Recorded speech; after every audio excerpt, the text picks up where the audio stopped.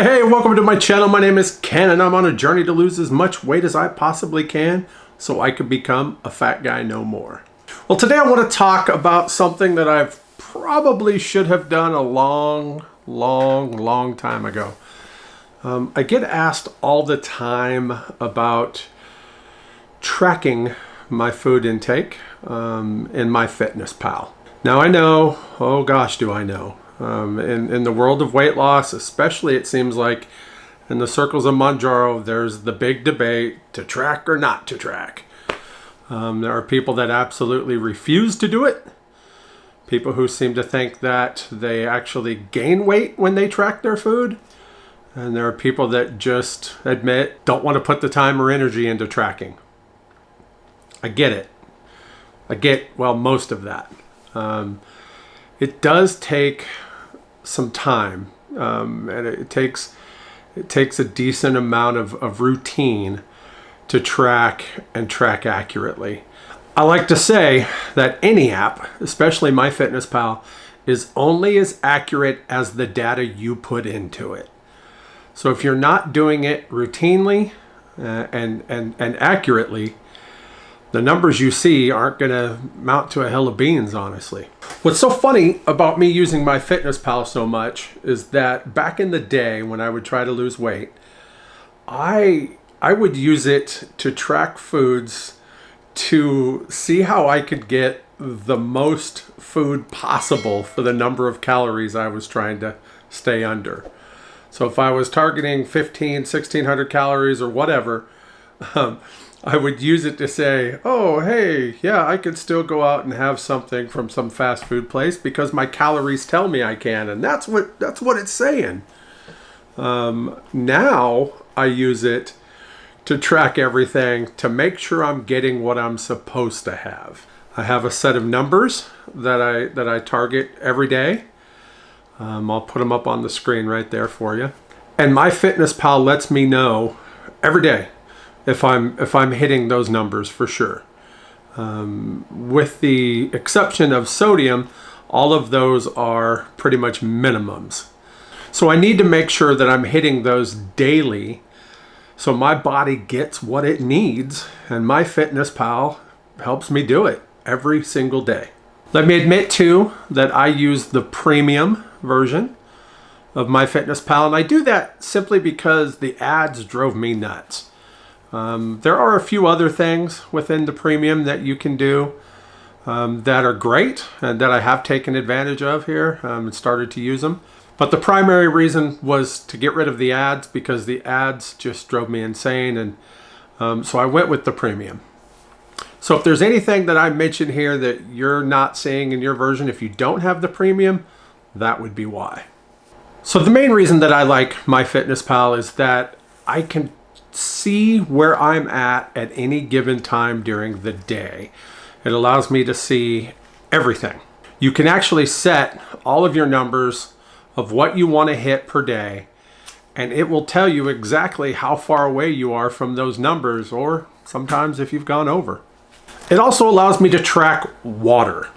This is a big one for me. There are times on days that I seem to forget to drink water. I'll grab a 20-ounce bottle of water and I'll sip on it for a few hours and think, well, I've been drinking water all day long. And then I look in Myfitnesspal and it tells me, yeah, you've only had 42 ounces today. So I know I need to get more in. And so by being able to track it and see it right there where I've got everything else is a great help. So one of the things that you could do on premium that you can't do on the regular one is scan barcodes of items that you buy. Now I'll admit too, this is often not accurate, but you can make corrections to where it is. So it's kind of a quicker way to do it. A lot of times I'll just enter it myself by using the create food section. And that makes it easy. So then if you use these things over and over and over again, you've got it all right there ready to go. And it's just a matter of doing a simple search and hitting the button and it adds it to your daily. Along that line, you can do recipes as well. Since Sodium and I are not friends at all, I do a lot of cooking at home. This allows me to be able to know exactly how much I'm having because as we all know, if I go a little overboard on the sodium, I'm going to swell up like a balloon at the Macy's Thanksgiving Day Parade.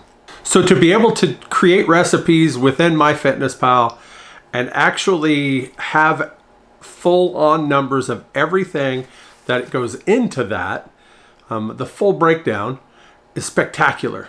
Let me actually show you an example here of that.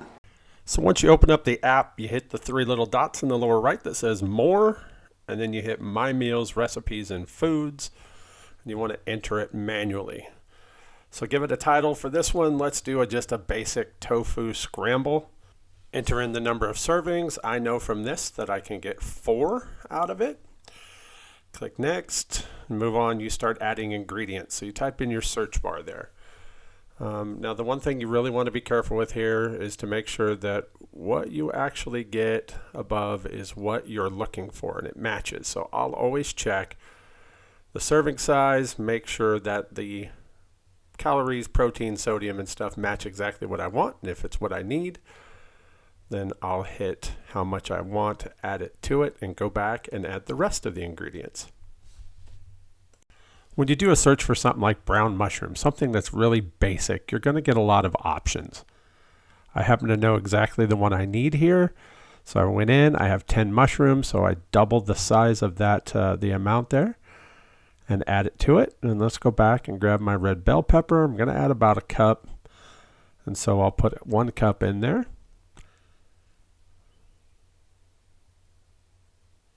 And we'll add some onions,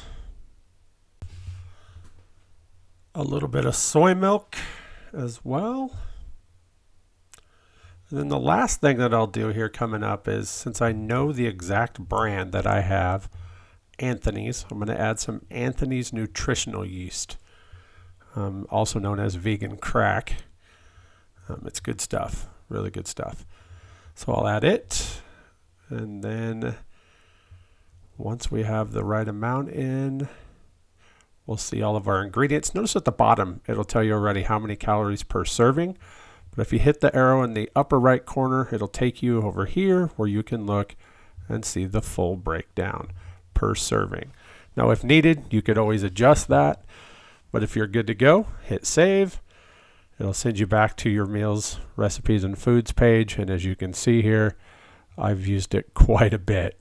It's a great feature in Myfitnesspal. I love having this option. So then, of course, that brings up the question, what happens if you're out and about or whatever, you have something, you go to somebody's house, somebody brings something over, and you eat it, and you don't know exactly what's in it.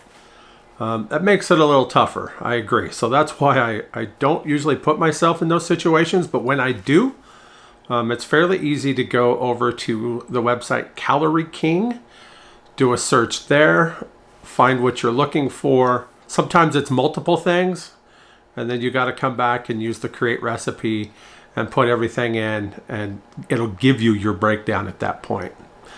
And it's not going to be as accurate as if you cooked it yourself, but it's going to be close enough. Another thing it does that I really like is it lets you track intermittent fasting. I like to say that I do accidental intermittent fasting. It was never really something that I said, hey, I need to start doing this. But I found out, once I learned what it was, that it's exactly what I do. Typically, I have dinner about 6, 7 o'clock at night, and then I don't eat anything until usually around noon the next day. There are times when that changes. If I have to go to a doctor's appointment or whatever, I might grab a protein shake on my way. But Myfitnesspal now lets you track intermittent fasting. So if that's something you're into, it's great. I had used it for quite a while just to see what I was actually averaging. But then I stopped. I mean, just to be truthful, I don't need to worry about it. I'm typically about a 16-8. 16 hours of fasting with about an 8-hour eating window. And again, I don't do it on purpose. That's just how I've been ever since I started Mounjaro. And of course, one of the best things about Myfitnesspal is that it allows you to track your weight. You could put in weigh-ins daily if you wanted to. I typically go every week. And what's really cool about it is it'll take the data that you put in for your weigh-ins and put it into a chart form for you. So you can actually see your weight as it goes down, down, down, down. That's pretty neat. So that's just a few of the reasons why I love Myfitnesspal. So this is me on Myfitnesspal. I have my diary shared on there, so if you want to look me up, you can see exactly my entries, and you'll probably notice, I don't know exactly how that works, but that I do often program it ahead several days. So I will make my meal plans several days in advance. It doesn't always stay that way. Like today is one of those days. I got up, had something to eat, was right on it, and then next thing you know, the day got away from me. I wasn't hungry, didn't have lunch. It's darn near dinner time, and I haven't ate anything since my yogurt this morning. So I'm gonna have to go back and change that. But that's another great thing about Myfitnesspal, is that you can remove the items, put new ones in, it adjusts it, takes care of it all for you. I absolutely love it. I mean, to each their own, but what it's done for me has helped me stay on target on my Mounjaro journey. And I can't argue. You know, I'm down almost 140 pounds now with it. So to me, it's great. So hey, thanks for stopping by. Again, this is one I should have probably put out quite a while ago. I could have gone way more in depth, but I figured I'd try to make it just a quick little video. But yeah, if you're interested, look me up on Myfitnesspal and check out my daily diaries on there. And as always, I'll see you in the next one. Thanks for watching. If you'd like to follow me on my journey to become a fat guy no more, hit that subscribe button and don't forget to hit that bell so you can get notifications every time I upload a new video.